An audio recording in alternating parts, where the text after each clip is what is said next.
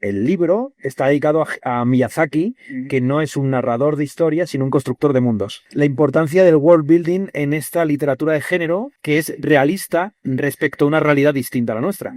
Háblanos un poco de esto. Si pensamos, digamos, el realismo como verosimilitud, yo no lo pienso tanto de ese lado, porque creo que la verosimilitud es parte, digamos, de el oficio que tiene que tener un autor para hacer que el texto se sostenga, ¿no? Es decir, si un texto no llega a crear esa experiencia de lo verosímil, nunca se va a poder hacer aquello que decía Carlyle, ¿no? La suspensión voluntaria, ¿no? De la incredulidad, ¿no? En ese sentido, una novela de ciencia ficción tiene que ser verosímil para que el lector o la lectora puede asumir ese mundo propuesto como un mundo posible, ¿no? Si no hay esa noción de verosimilitud, el lector o la lectora siempre va a leer lenguaje, no va a estar sumergido en una experiencia estética, ¿no? Entonces esa noción de verosimilitud me parece que lo tiene que tener todo texto que aspire a una condición estética, ¿no? Por otro lado, a mí pienso que todas las literaturas tienen realismo en el sentido de que el realismo opera bajo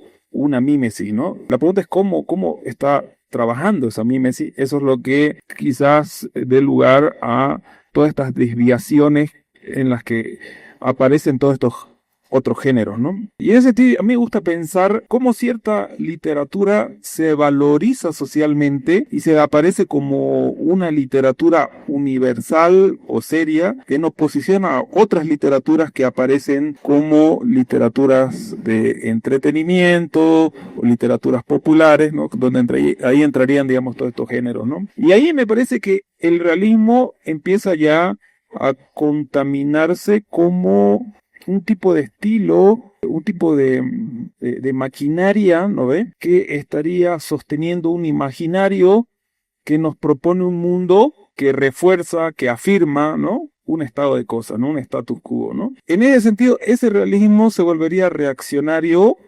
porque estaría afirmando la cultura, no estaría cuestionándola, ¿no? Y ese es un realismo que está operando por cierta legitimidad, ¿no ve? De ciertas instituciones, ¿no? Revistas literarias, ¿no? Suplementos, editoriales de prestigio, premios, ¿no?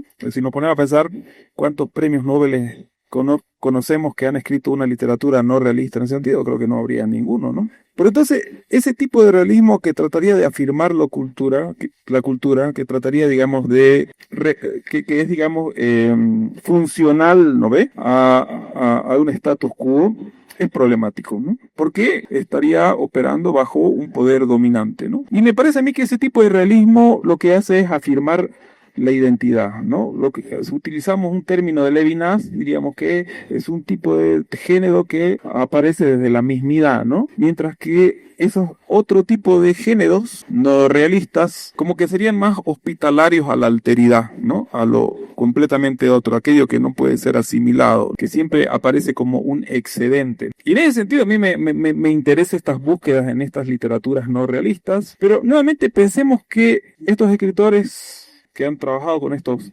géneros menores, por un lado han utilizado, digamos, estas características de lo popular, pero las han mezclado con ciertas búsquedas modernistas muy importantes, ¿no? Es decir, siempre han estado ligados a cierta vanguardia, ¿no? Pensemos en ciencia ficción, en gente como Ballard, ¿no?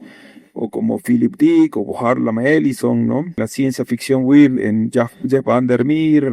Siempre han trabajado, ¿no? Con cierta vocación de experimentación modernista, ¿no? Que en cierta manera, en este caso yo la vincularía con ciertas búsquedas de ciertas vanguardias, ¿no? Que por ejemplo el realismo en su intento de afirmación de lo culturalmente, del imaginario cultural dado, ha renunciado, ¿no? En ese caso me parece que todos estos géneros estos autores que proponen estas literaturas que se enmarcan en estos géneros menores, tratan de replicar no simplemente estas literaturas que se publicaban en revistas pulp, sino que tratan de mezclarlas con todas estas búsquedas estéticas, ¿no? Modernistas.